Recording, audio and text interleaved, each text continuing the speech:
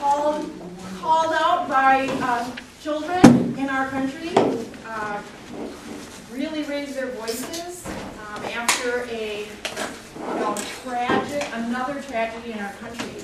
And so we are hearing their call, and our group is the Fox City's Gun Violence Prevention Team, and I can tell you really quickly about us, but the main thing I want you to know is that we are with the students for the long haul, because we know things won't change overnight, and so we want to be equipped to, we want everyone who's interested to feel ready to continue and support them and make sure that our elected officials really know that this is not just the children who feel this way, that they have lots of adults that are with them. So my name is Nancy Jones. I've been the leader of our Fox Cities Gun Violence Prevention Team for a few years. We started as part of our local OFA chapter, and we have worked with all kinds of gun violence prevention organizations. One is Moms Demand Action for Gun Sense in America, Everytown. We have a very strong affiliation with a state group called WAVE, Wisconsin Anti-Violence Effort. WAVE started over 20 years ago in Milwaukee, and it's a wonderful organization that really helps address the issue in a very Wisconsin-specific way, because you may know that there's quite a patchwork of state laws. We don't have consistent policy across our country related to safety issues. And so WAVE is an organization that looks at things at a statewide level and really keeps us on top of what's happening in Wisconsin, as well as but we want to work with other groups too who are paying more attention or helping craft things at a national level. So, welcome. I have some people. Do you want team members want to introduce themselves as we go? And we can start the introductions for everyone. Yep. So again, today is specifically the National Day Against Gun Violence in Schools. We know that it's a much broader issue than just in schools. However, the students are, starting there, but they have also I've been so impressed with how they have expanded to show links between all kinds of other factors in our culture. So they are not so narrowly focused. Today's actual event also is sponsored by lots of education groups, including the National Education Association and AFT, the American Federation of Teachers. So we're thrilled that you're here. And we're going to start with some quick intros in a minute, but the goals for this meeting is really for us to be ready to speak with others, and especially candidates and elected officials, about gun violence and what kind of change we want to see. So that is the really short purpose. This is something that can take some practice, and so that's what we wanted to, we want to be ready for action. So our action today is really getting ourselves prepared. So we're going to start with some quick intros. We'll go over our purpose and goals. We're going to spend some time talking about how to really have a message that speaks to someone in a powerful way. And Anne's going to lead us in that. Then we're really going to, we set as an interactive workshop because we're actually going to practice. And we're going to get down to details. So you figure out what you want to speak to and why, and then we'll practice that. Ann and I have been talking about gun violence prevention issues for a long time, and we still know we need to prepare. We practice today, and then it's really we need to talk about next steps to keep the momentum going, because there really is momentum at this time. People have been working on the issue, know there's momentum. You've probably heard lots of news items, and we'll touch on that. So let's start with those intros. So if you would just say your name. Yeah, I'll model it. Okay. Okay. My name is, I don't need to say my name, Ann Minster, Appleton. I'm here because of November, and I want to empower people to get engaged in our process. Donna Swift. I was involved with this group and still am for a long time. And I believe that we have reached a critical mass on the issue, and I'm glad to see so many new people who otherwise haven't been able to join us or weren't aware that we existed. So thank you for coming. Okay, let's keep it moving. We're gonna be moving out on 11:40, so we want to get through the room. I'm Jean Thompson, and I'm just coming out of an enforced hibernation during the winter. Having this in the daytime is a good idea. And I am very concerned about this problem, and I did walk in the March for Our Life, my life. And I grew up in a country that had no guns, so I find it very disturbing to live here. Patsy Gavin, I did the March for Life, and I need to know how to respond to the Second Amendment people.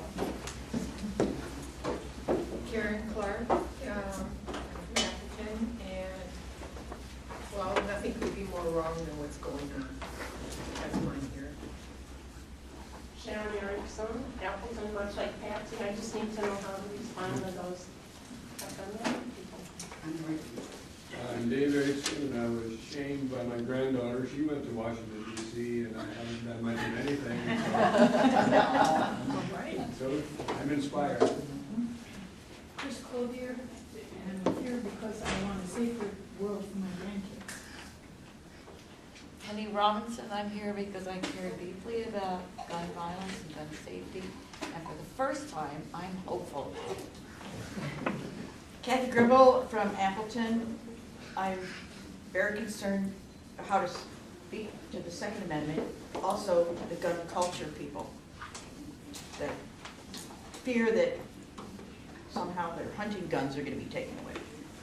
We need to deal with it. Karen Bachhuber, I'm from Appleton, a retired educator. I just came from West High School, so it makes me think nothing could be more wrong than introducing guns to that situation. And I just need to know how to communicate better to Second Amendment people. Kathy Breisman, I'm a school board member from Kaukauna, probably the only person here from Kaukauna. Oh, except Who I've known for many years. I spoke at the gun violence vigil that we had at the church not too long ago, and just want to continue on. Cindy Falona, also from Kaukauna, former school board member. She taught my son in 3rd grade. One, how to have a good conversation with Second Amendment people. And, like, I'm happy to see you've got the sheet. How do I contact my legislators? Because ultimately, that group, if anything's going to get done, we have to move that group. Jean Roberts, I'm currently the president of the League of Women Voters in Appleton, and I'm from Appleton. I was at the March for Our Lives helping young people register to vote, because I believe marching is great, voting is better. Hi, my name is Sheree Sylvester. I'm from Appleton. I'm, like all of you, just bewildered by the gun culture, and it's very hard for me to talk to somebody who's very strongly in favor, not only very strongly in favor of the Second Amendment, but is also terrified that the smallest regulation will take away their rights. I've also been touched by violence. My only sister committed suicide by use of guns many years ago, but it makes me aware how maybe things would have been different if guns had not been as accessible. Shirley Strange, Appleton. I would like to elect legislators who would create laws for safety. Barry O'Connor, grew up in Kaukauna. Live in Appleton, and concerned about gun violence for our entire society, my grandchildren, and especially kids in schools. Tanya Shook, Appleton, and I became involved in gun violence prevention and activism around it a few years ago when my school-age children, my oldest, started doing Alice drills in school, and I think that was a tipping point.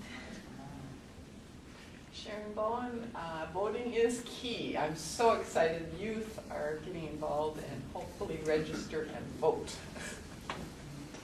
I'm John Peterson. I'm not from Kaukauna. trial lawyer and I practice in the area of constitutional law. And it's not all my liberal friends, but I'm a lifelong gun owner. I was belonged to the NRA in days when they were dedicated to gun safety and hunting and target shooting. When they were taken over by the industry, I quit. And I believe very strongly that we need to have reasonable laws regulating the use of firearms in the United States. I'm Teresa Hanna, I'm from Neenah. Could be the only person in the room from Neenah. I'm here because I'm disgusted that with children dying, our legislators haven't been able to do even a small thing. I'm Dan Wilson from Appleton. My liberal activism goes back to the anti-war days, and I'm also a veteran. That wasn't my choice, but my weapon of choice is a video camera and Twitter, and that's why I'm here. Carol Lenz from Appleton, retired teacher. School violence is important, and our family was touched by gun suicide. My name is Emily Thibault. I am not from Wisconsin. I am from Pittsburgh, Pennsylvania, and I'm a trailing spouse following my husband here. He works for Miller Electric. The reason why I'm here is sitting in my lap, and the other one is in school in kindergarten, and I just can't send them to school anymore. I just feel like, how can I send them to school not knowing? I can't guarantee that, and they keep happening, and every time I get mad and I get very emotional about it, and then I can't say anything because I haven't done anything, and I need to learn. So, I do both, but I need to know what I can do, how to write that letter, and what I can do to stand up to try to protect all children, and everybody from guns. Good. Connie Reether just walked in. Want to just say your name and where you're from and why you're here. Oh, Connie Reether. I live in Appleton, and I just happened to see there was something about gun violence, and I thought I should be here. So very great. Thank you. Wonderful. So we are again just want to quickly talk about our purpose today.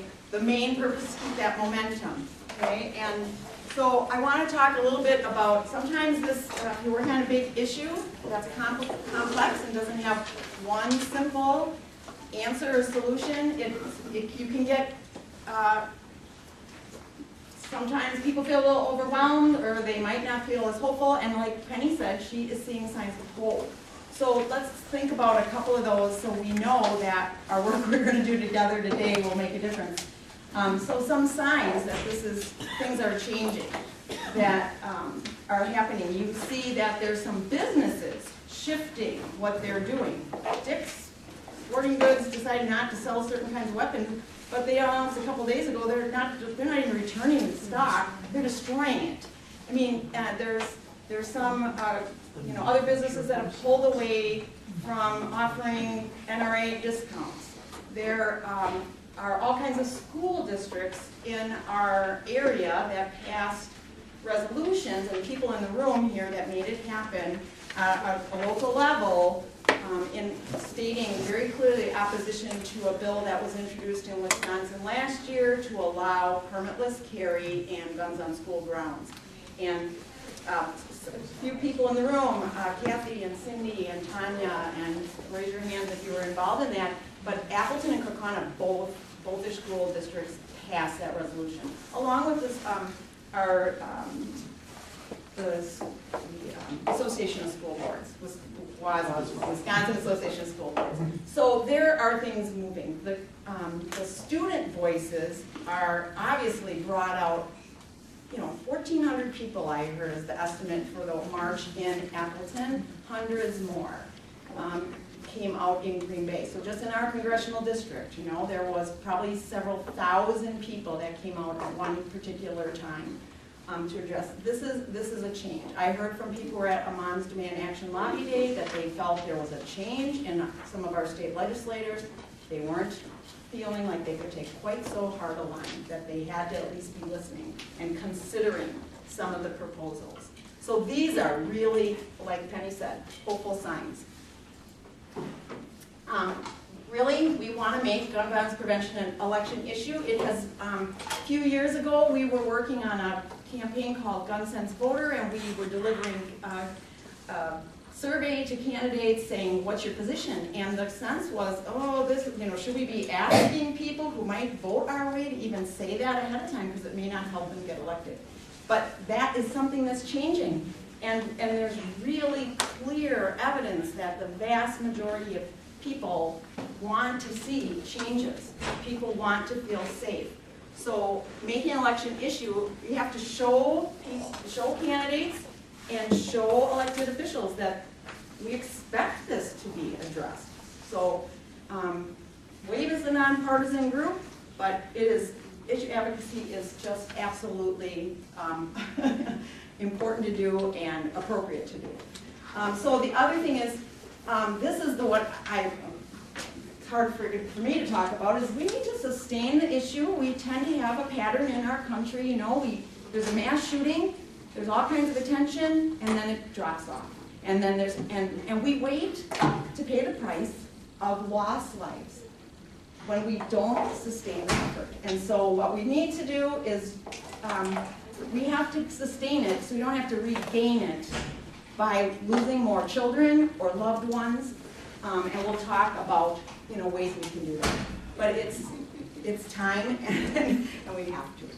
So our goal is to feel comfortable and prepared speaking out on gun violence prevention issues. You don't have to be an expert on anything, just have information you need you need to have your information available if you need it, but mainly it's your message. We're going to talk about crafting your story, why you care about it. We have lots of resources for you that we've designed our time together around to help you have some information. We'll take some time to practice, and then we want to be ready. I personally have Representative Mike Gallagher as my member of Congress, and he hasn't had live town hall meetings. He has telephone town hall meetings. I'm always frustrated because I get home and it's on my voicemail and I've missed it. I'm having my question. This is my goal for today. I want my thing that I want to say to him about this right next to my phone or right in my purse, so that I am ready and I'm not going to forget. I'm going to have my message ready. But there's lots of other ways we'll talk about. Okay, and it's Dan's turn. Thank you, Nancy. So messaging, first off, I'm just so glad to see so many familiar faces, but also new faces in the room. And it energizes me to continue and sustains me through the hard work that we've been doing around the valley since Sandy Hook, actually. So messaging is really important, and you're here to help get you ready to share your message with candidates and elected officials that are running for re-election. So first off, I just want to say that your message is there. What you want to do is to persuade and to mobilize others. So when you're in that room, it's about generating a message that will persuade the politician, but may also persuade others in the room that may hold a different view through the story that you craft. And the message that you share needs to be a personal one, because we're really driven to action through the feelings that we are able to share with others about the values that we hold. So it's a head and a heart. It requires your head and your heart. We're all somewhat familiar with the information, all the facts around gun violence prevention. But beyond the facts, if we don't have a personal context from which to share why we care about those facts, what they mean to us, and why we're driven to act, then no one else will. Facts by themselves don't matter. They do not matter at all. It's not about the facts. You have to be tying the facts to a value that you share. So you'll see that little piece of paper, that little strip of paper is going to be handy when you share your story with someone else in the room. And let's just go through that to help you get ready in your head. Would you rather have others on this? Oh, sure, yeah. Oh, this, quick. We can go Oh, back to it. that's where Go we're back here. No, that's okay. Go back, Nancy. Are we gonna get a copy of that? This, yeah, we're gonna email. We're gonna send the PDF. Yeah. Okay, so messaging on gun violence prevention. These are the do's and don'ts. It doesn't help you tell your story. But when this is sent to you, you're gonna get a very easy guide. Like you will never hear Carol and Nancy and Tanya and I and others in the room that have been advocating for gun violence prevention. You'll never hear us say gun control. Because it fosters this idea among gun owners that we're out to take their guns. Okay, so you're going to receive this in a PDF. If you signed in with your email, you will get this. We should mention this comes from a organization, Americans for Common Sense. Americans for Responsible Solutions. Thank you. Americans for Responsible Solutions. And it was founded by Gabby and Mark Gifford. But now it's called Giffords. Okay, They so changed their name. okay, so leading with values. Our values are expressed through the feelings that come through our stories, and that will drive people to action.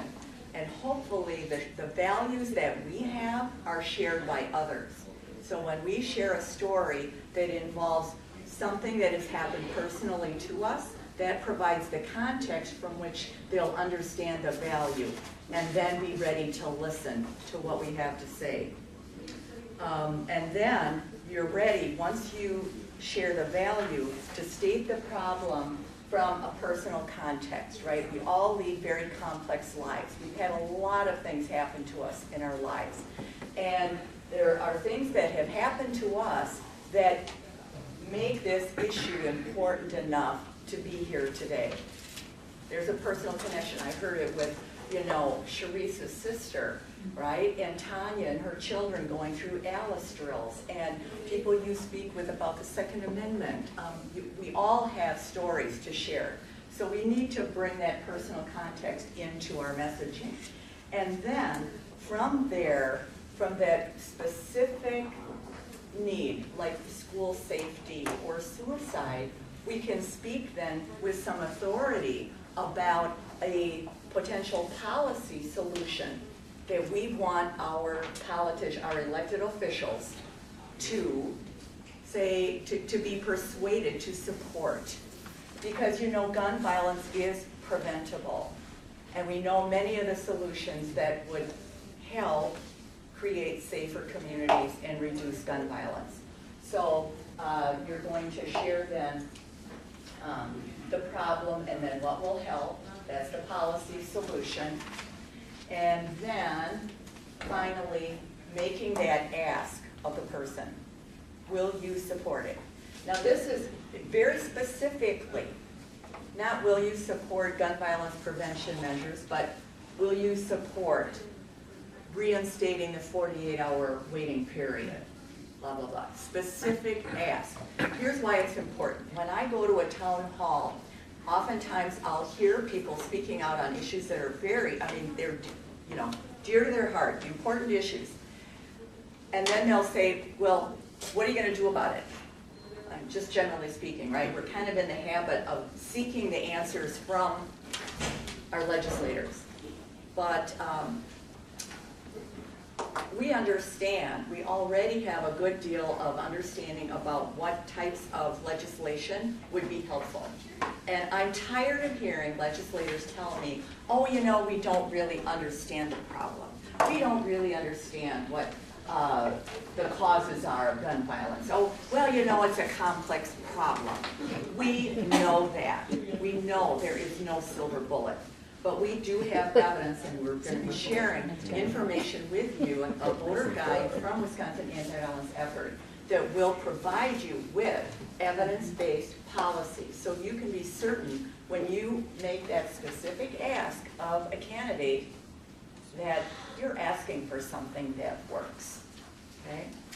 So, the reason that it's important to share the value and then the what and then the how is it comes from, well, it's supported by Simon Sinek. Maybe you've seen his TED Talk about how to make a difference, how to persuade others. With any new idea, it's called the golden circle, and it's basically 3 concentric circles. The center circle is the why, the next circle is the what, and the last one is how. So that's what we're trying to build through your story. Start with the values, the why. Why is this important to me? And then the what is the problem and the solution, I would say, together. Well, the problem, what's happening and what will, and then the how is what will help to reduce gun violence. But we're going to end our message to our candidates with, will you support, and then the specific yes. Okay? Any questions at all? We're going to be practicing this, and we can go around and support you in that process as we go on. Patsy? The shirts you're wearing, I think, are excellent examples. Where can I get one? From Wade.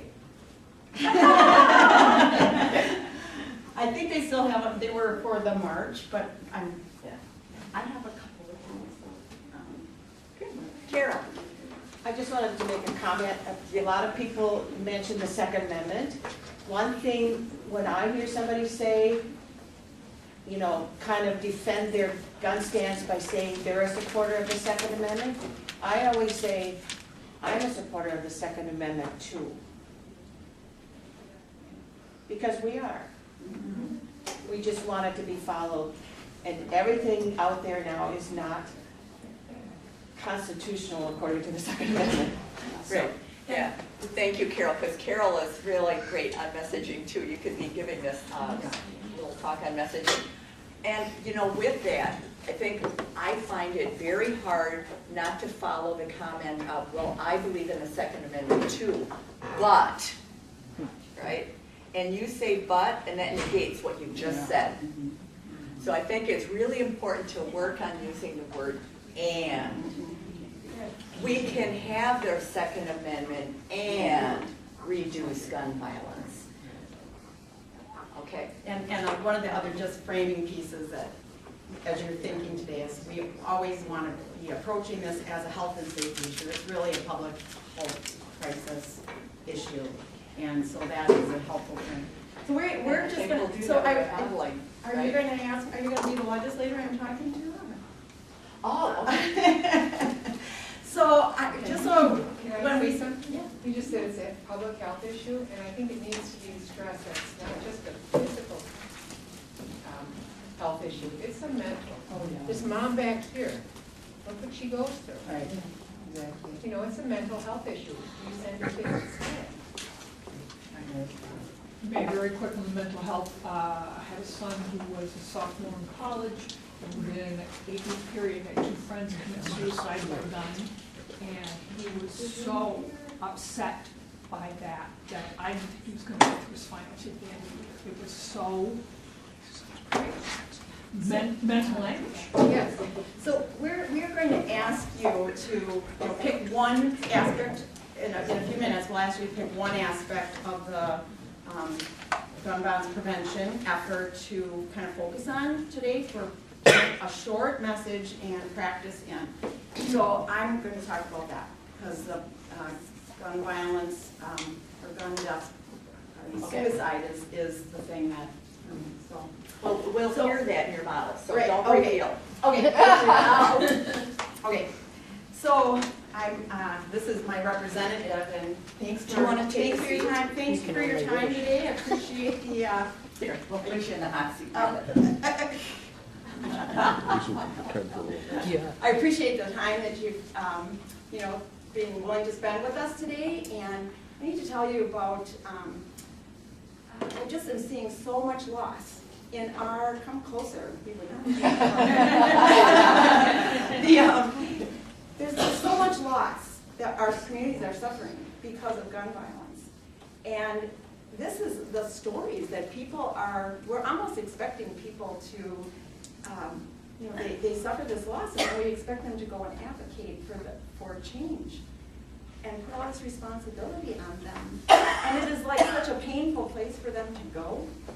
So I feel such a responsibility to let you know about the suffering that I see and can share. My own 2 children have lost really significant others in their lives to gun violence, by suicide by gun. And this is something that is going to be with them for the rest of their life. This is something that is scarring so many people in our state and in our country. In Wisconsin, we know that 3/4 of the gun deaths are suicide. And we know that there are things that could be done to change that statistic. These are real people who are lost to their loved ones. So oftentimes families know that their loved one is in a crisis and there's weapons around and they want to be able to take them out of the situation so that they can keep someone safe. So there's some people refer to these now as red flag laws, or in Wisconsin, the lethal violence protective order, which would just create a mechanism to allow weapons to be taken out of a situation like that temporarily, just to keep people safe. Would you support families being able to keep their loved ones safe through a lethal violence protective order? Well, I certainly appreciate you coming here today and sharing your story, Nancy. It's obvious that suicide is a huge problem and it affects many of our lives. I certainly would I appreciate the knowledge that you come to this town hall with too. I'm very impressed.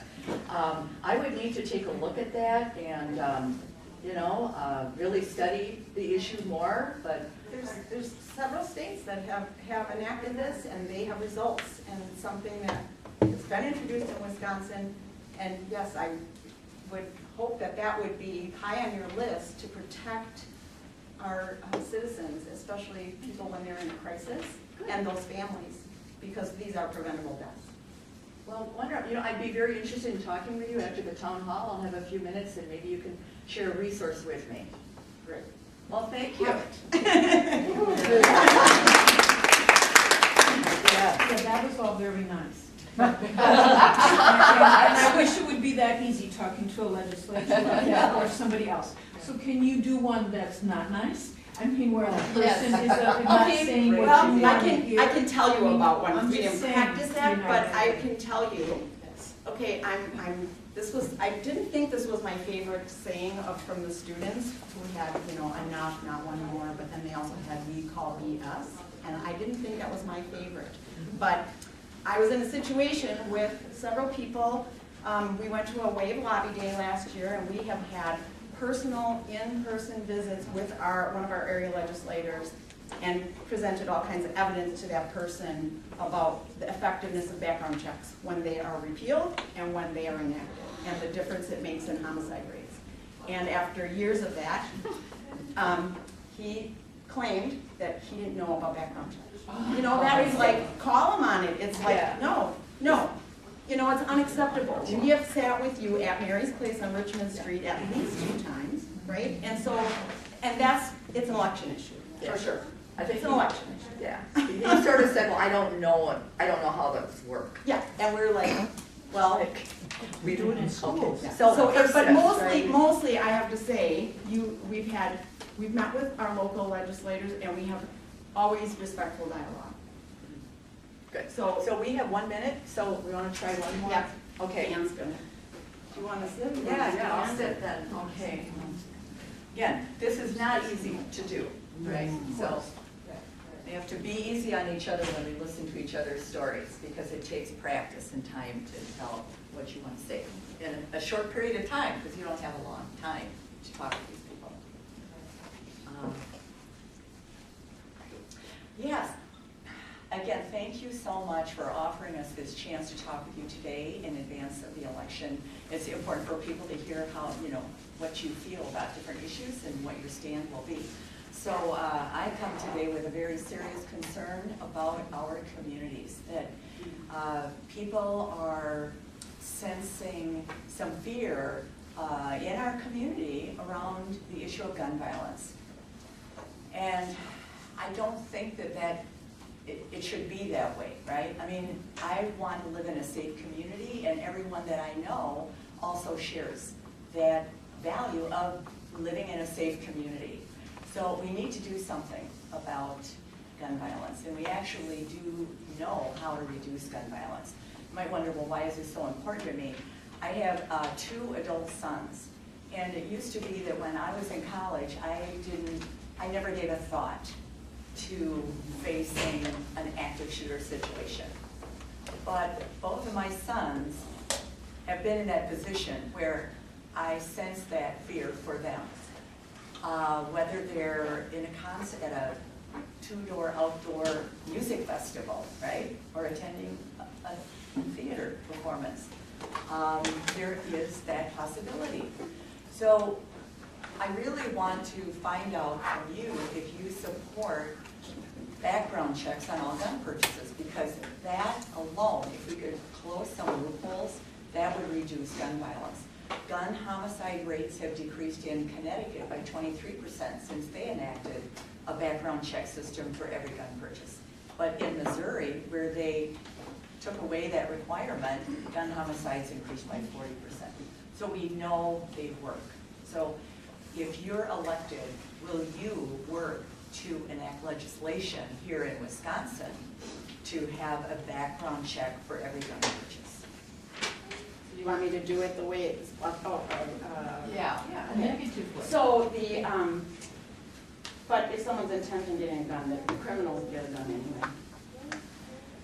Well, that isn't necessarily true. Right now, with the loopholes that we have, people who have engaged in criminal activity can purchase a firearm online or at a gun show without that background check, without going through a background check. So I guess I have my answer though. So you're telling us today in front of all of these people that you would not support universal background checks. Of course, I'll look at whatever bill is there. I mean, I'm going to look at whatever bill's on the floor. Okay, so I think we'll end it here because we have to get started. But I tried to put them on the spot then, like, okay. Yeah, call it.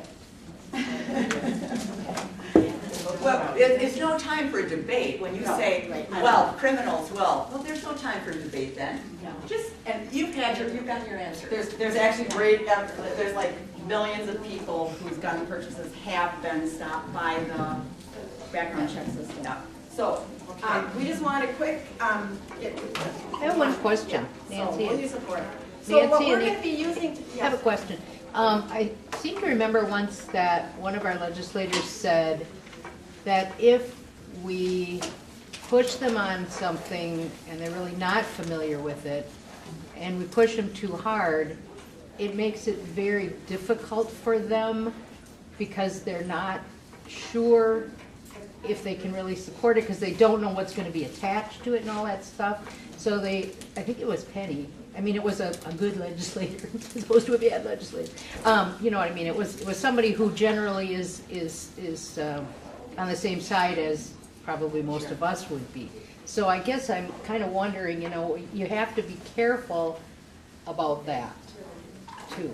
if you're in an office visit. Right, but I mean in a yeah. public, So you might want to have your homework, but I mean, it could be just saying, what is your position, for instance, one of my local representatives, I looked up to see what the position was of this. It's somebody who is in elected position right now, nothing. Nothing on health, nothing on safety. All kinds of other positions listed. That's just a hole. So I mean, that would be a way to deal with that perhaps. Okay. One way that I've learned the positions of some of our representatives is by directly calling their office and asking you know, I want to know where you stand on this, and you leave your email address or you leave your phone number, and most often somebody from the, you know, you often it's a form letter, you know, with just a few personal touches, but it tells you what their position is, and then you can go from there sometimes. So we have, WAVE has prepared a voter guide. Did I just pass it? Yes. This is what we're going to use as our main resource today, and you're going to get yourself in small groups. You might be more people here maybe than we expected, set our room up a little differently. But it is organized in 5 different sections.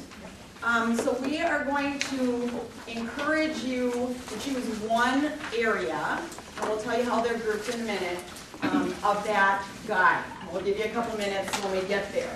But basically, it's a way to take a slice of the issue and get it down to that policy, a policy that actually has already been introduced in the state of Wisconsin, in a lot of other parts of the country, or maybe even nationally, but these are specific to Wisconsin. So these are evidence-based policies, recommendations for Wisconsin. And this has been done with a lot of careful work with a coalition, including NAMI, the Mental Health, National Association for Mental Health. So there's, because one of the things I want, that's one of the things to always keep in mind is people always try to cast gun violence as a mental health issue. It is a violence issue. Anyone with people with mental illness are much more likely to be victims than perpetrators. That is one of those things, like, it's a way to get you off track. So these are evidence-based things that have been worked with those things in mind. So the first thing, and you'll hear this from any gun violence prevention organization, require background checks on all gun sales. It is the thing. Because almost everything else you'll see on the list needs a background check to work. So this is a broad consensus as the top priority. And it has huge public support. Jerry Bonavia, who's the executive director of WAVE, is good at telling lawmakers that background checks poll better in Wisconsin than Aaron Rodgers and cheese. So it's a good way to remember it. One of the other things is the research shows that it is people with a history of violence that are most likely to commit violent acts. And so having convictions of violent misdemeanors could be a way, if that was another prohibitor, and you had a background check system that didn't have holes, that would be effective policy. Okay? And it would be temporary and a due process kind of, there's mechanisms to make sure that it's done carefully in view of people's Second Amendment rights. The other thing is, this is the one I was speaking about, creating a mechanism that allows temporary removal of firearms when individuals are high risk for harming themselves, and we know when that is. When people are presenting in a crisis, this is when they're most in danger. This was passed in California as the gun violence restraining order after the Santa Barbara shooting, because those parents knew. Those parents knew that their son was in trouble, and that shooting happened because there was no way to remove those. It is very much modeled after domestic violence restraining orders, which are really effective, and so it's a great policy that could help. Reinstating the 48-hour waiting period is really important for suicides, but also homicides. This is, we had one, it was just repealed in the last few years, and it's something that could be reinstated. Then the last part of the guide does also touch on the one with guns and children, adding some child access prevention laws, so that if you are not safely storing firearms, that you could be held criminally responsible, not just have it as a misdemeanor. So we are going to have you do some thinking together now. So we're going to have a small group process where you're going to choose one of the topics, and We'll give you a few minutes to do that. And then we're going to ask you to use the guide. There are the guide is in several sections, has each page has facts to know, what can help, and then it's got the part on the bottom that says, ask the candidates these questions. We want you to do your story there. So if a group of you are, say, wanting to look at the suicide issue, we ask that you would look through just the facts to know and what can help, so that you kind of get the lay of the land and the policy proposal that addresses that. So do that together. Then we'd like you to take 5 minutes or so and think about those pieces of why you care, what the problem is from your context, what could help, and then what is the ask. And the ask is there for you in the resource, the specific policy. So then once you have had a few minutes to think about that, we'd like you to pair up and actually, try it out. And it won't be the same every time, that's for sure. But actually practice it. There's, sometimes something like legal violence protective order does not roll off your tongue. We'll stop you there and hope that you have had some practice. But let's talk a little bit about how that went. Yeah. Okay, great. Tanya is going to. One way to get them to the other way is. So again, we were trying to remember that we were thinking about why we care in that personal context, what can help, and a specific ask. So how did that frame work? So, in doing this, what did you find in your group particularly helpful when presenting? Was there something that didn't occur to you, that the feedback that you were given helped you fill out your story, or helped you add an extra fact, or change the way that you delivered your story? Was there anything that was particularly helpful? Well, one of the things that Connie and I came up with was when your legislator says that this is not going to solve all the problems here. And so our comeback was, absolutely it's not going to solve all of the problems. This is not a panacea solution. But we have to start somewhere, and it might save a few lives. And this was our discussion over the background check. Anybody else? Yes? One thing I think, like when Shirley started, she thanked, not only thanked the legislator for being here, but kind of gave him a little compliment. And sometimes it's hard, but, she said, thank you, Representative Steinecke, I know that you care and that you listen. And I mean, I think that, I guess in thinking of myself in that position as a legislator, I appreciated that. One thing I'll share that I found helpful, I felt I had kind of my points covered where I was making a personal connection or sharing a personal story and providing facts and doing an ask, but my partner in discussion, Marika, reminded me to point out that the elected official has the power and the responsibility. I was talking about gun violence in school children and how the burden should not be on my small children to prevent gun violence. And that point to bring it back to the elected official and say, you have the power to do this. You have the authority, the resources to do this. It is your responsibility to protect these people.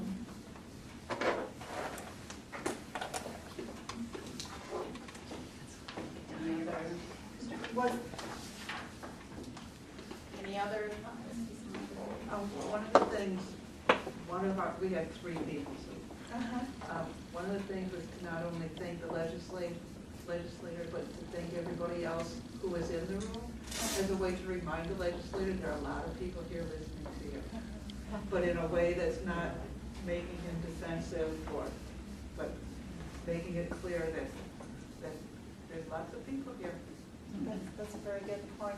And I think rather than I mean, if you say that we want to end gun violence, you have to be clear and say, we want to reduce gun violence. You know, you're never going to end it. So you want to just say, these are steps we could take to reduce these incidents from happening. And that actually is on the do's and don'ts, the Yeah. one we'll send you, that it's saying, don't overpromise, right? Yeah, just You'll reduce lose it. You know, can we have one less person dead this year? Right. Well, Carol? Yeah, I think it's good to keep the door open for another conversation down the road. You know, can I send you some information? Can I contact you in 3 weeks? Can I get back to you after you've had a chance to look at this information? Whatever, just keep the door open for the conversation to continue. Can I write the legislation for you? I'll come back. I'll help you out. How big of a donation do you need, yeah? I've always written a letter that I mail, snail mail, when it's all over, saying, thank you for seeing me, and we discussed this, and I heard you say this, and I said that. And it also gives me a chance to clarify something, because sometimes when you're in there one-on-one, or just 3-on-1, or however many people go to visit a legislator, you get off track, or you're not sure if you said exactly what you want to say. So a snail mail letter is, I think, makes me feel better when I'm done. Just make sure you send it to the local office, because if it goes to DC, according to Reed Whipple and Gallagher, it gets tied up for up to a month before it actually gets to the office, because they are still screening. So maybe we'll close this out with the thank you, Tony.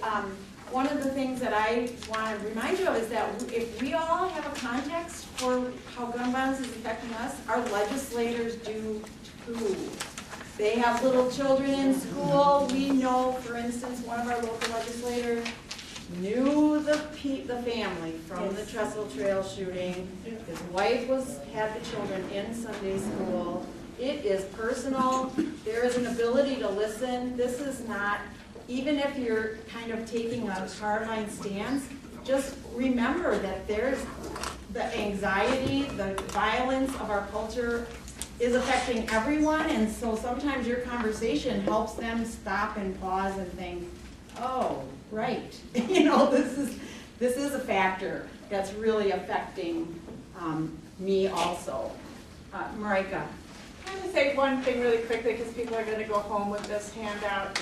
Anytime we talk about disparities in outcomes, and so we're talking here a lot about African American communities and the risk of violence to kids, adults, the community is higher in those communities. I think without adding an analysis, the person's left to their imagination to sometimes blame African American people for being more violent. And I think it's really important that if we're going to use this kind of data, that we say there's undue pressures put on low-income and African American communities that create stress unlike stress that any of us white people know. And we should be talking about it in a much more complex way. So I'd be very careful. We're going to use this data to highlight dangerous communities. We're really setting people up for perpetuating racism, and I want to be really careful. I agree with that, and we want the same thing with using mental health. Yes, same kind of the very same concerns. We do have One of John. the really telling facts in here is that in African American communities, it's a tiny percentage I liked that one. of people that commit the violent crimes.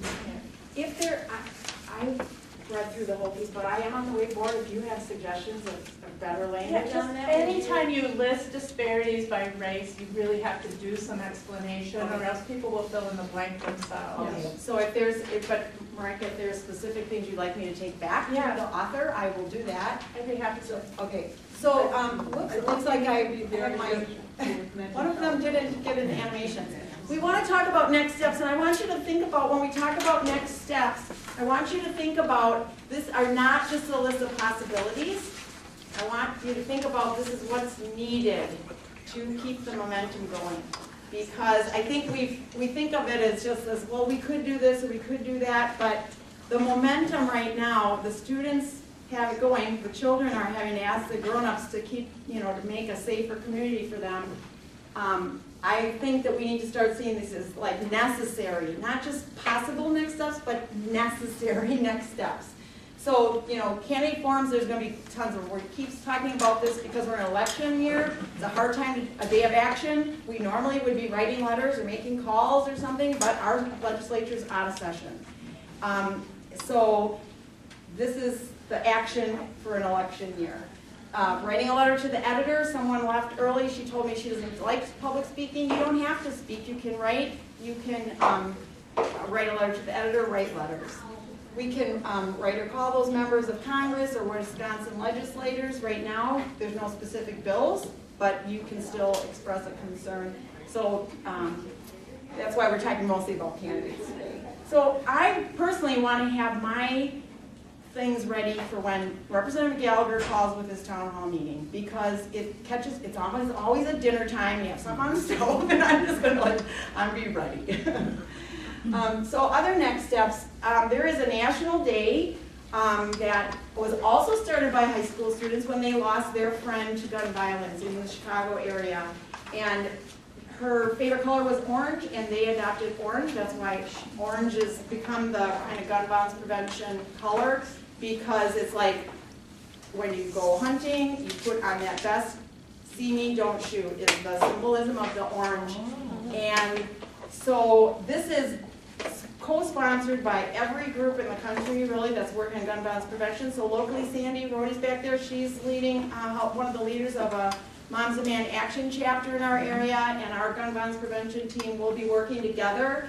So we don't know what our plan is quite yet, but it's the weekend of June 2nd. I think they're marking it this year across the country, June 1st, 2nd, and 3rd. So plan to participate. We also have a sign-in sheet in the back. So if you want to, help plan events, so stop and see Carol on the way out. We do have our team, and we'd like to, one of the ways to have sustainability and persistence in this is work with other people who care about the issue. And there's opportunities around the valley to do that. One is with our gun violence prevention team.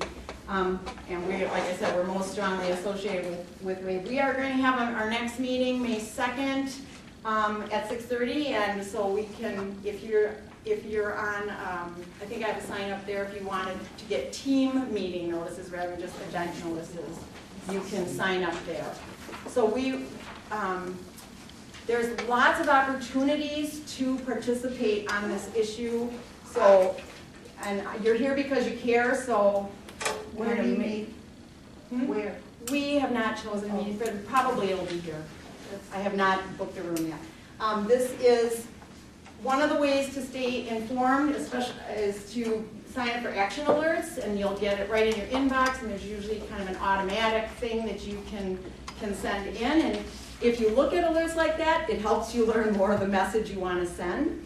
So this is at this address, at the WAVE Ed Fund. It's WAVE Educational Fund. WAVE is Wisconsin Anti-Violence Effort.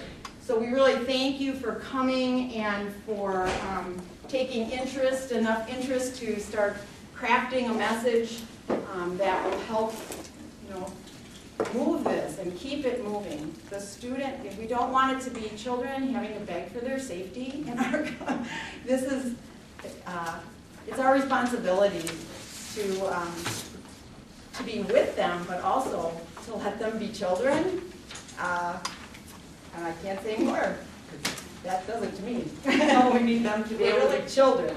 We're not really finished yet, because we want to replicate this again, but we would like it to be better. So what I'd like to ask you to do is to offer some feedback. This is like the evaluation portion. So we're done, but now we need to know, what do you feel went well, and where do you feel there could be some change? The delta symbol means that, we need to think about changing. Yes? And I heard that we should not use the word gun control, but instead, and I didn't hear you say this, we could say gun safety. Yes, gun safety. And so your plus is that you learned some new messaging? Okay. Now, it's not just what you, yeah, so you learned new messaging. And your feedback cannot, doesn't have to, don't limit your feedback to what you learned, but add on like the setup. The setup of the room, the flow, the agenda, anything. Cindy and then Marika. I think there was lots of interest in this, but I did see people say on Facebook, gee, I can't come during the day, I work. Okay. Okay. Daytime. Daytime was hard. Okay. Yep. Chris? Well, I really like this. This is very valuable. I think maybe you could have a two-part, because I think this one was very specific towards candidates or legislature, but I'm still concerned about my neighbor who has a gun. So I still think that kind of dialogue is different, and it seems to be a little bit more heated. So I would like an additional, or part two, or whatever, related to those conversations. Second Amendment. We were ambitious and thought we might try both, and Tanya convinced us we had way too much okay, to so try I to missed do, so that part, we're but right with you on yeah, that, I thinking really about think part that's two. Good. Thank you, Chris. That's great. Marika. I love this, and I would love to see you partner with youth, because I think there are youth organizing, and I think it makes sense to ride that wave. Good. So partnering with youth. Yeah, partner with youth as your organizing team, so for your next event, see what the youth want, and what would bring them out, and what would be their ideas for us adults to do. Thank you, Marika. Yeah, it's supporting their agency, because there's a lot of youth agency right now. Yeah, and just so one of the follow-ups to the March for Our Lives was a request between school district leaders, the students, and our group to visit with Representative Allen. Nice. And I know like Sandy's chapter of moms has been, hearing directly from the students. So their communication is there. Good. So we wanted to make, we kept checking with them to see if they had something they wanted us to support before but we wanted to support them. Yeah, I think about that leadership, Yeah. it's really exciting. It's absolutely true. Yes, Connie. I think it might be helpful to have a little longer time for people to go over this before they start kind of crafting their story. Okay. So it could have been longer. Could have been longer. Yeah. Okay. Would you want the whole guide ahead? Yes. Or the whole guide ahead? Yes. Okay. Just send the guide out. Yeah, we're gonna get something. It's on the way, if you want it in pretty colors, they did print it for us, but if you want it in the pretty colors, it is on the website. It's right on the front page of the way. Yeah, the guide. There's a lot of else, because it is after 1 now. Yeah, that guide had a lot of content in it. Yeah, so Those are good. I don't expect you to have anything memorized, it's a reference. Maybe ahead of time. And just so you know, there's lots of other references up here on this table, so feel free to browse on that table before you leave, and sign us in the back. Very well organized, almost too much in the time frame, like they said. Yeah, thanks, And Tanya, another for- question then is, are we gonna get a follow-up email that would have like the address and stuff? But then there might be some people here who would not want other people to see their emails. Yeah, I'll do it, we can do it. Okay. There. I've been trying to send it out, send things out in blind, if we can read your email address on the sign-in sheet, you will get it, because I do have some, when we have handwritten sign-ins. So, and If you don't hear from us, it's because we couldn't read your writing. Well, I encourage those of you that have not been involved with this core group to talk to them afterwards, because we're always looking for more dedicated members, so please, don't be bashful. Thanks so much. And Thank don't you. forget to stop back here if you want to get more involved in the team or Yeah. something specific. There's some other things that we're here from, some other events coming up. There's one tomorrow morning, so if there's other ones. So Sandy, did you have any announcements for moms? Well, moms, our next meeting is going to be May 6th. Yeah, it will be downtown Appleton. So it'll be Sunday, May 6th at 1:30 until 3. Downtown Appleton's a big area. Yeah, well, it's like a law office and we're using their auditorium. So you can always go to every town and then search for events in your zip code and you should be able to find the Fox Valley and it'll send you a generic one. And then if you decide to be part of our group, we actually have secret Facebook pages and stuff like that that we would put you on that's more detailed. But that's at least gets you to the events. Thank you. Penny is encouraging us to keep our, the personal stories shared as confidential in this room. So please honor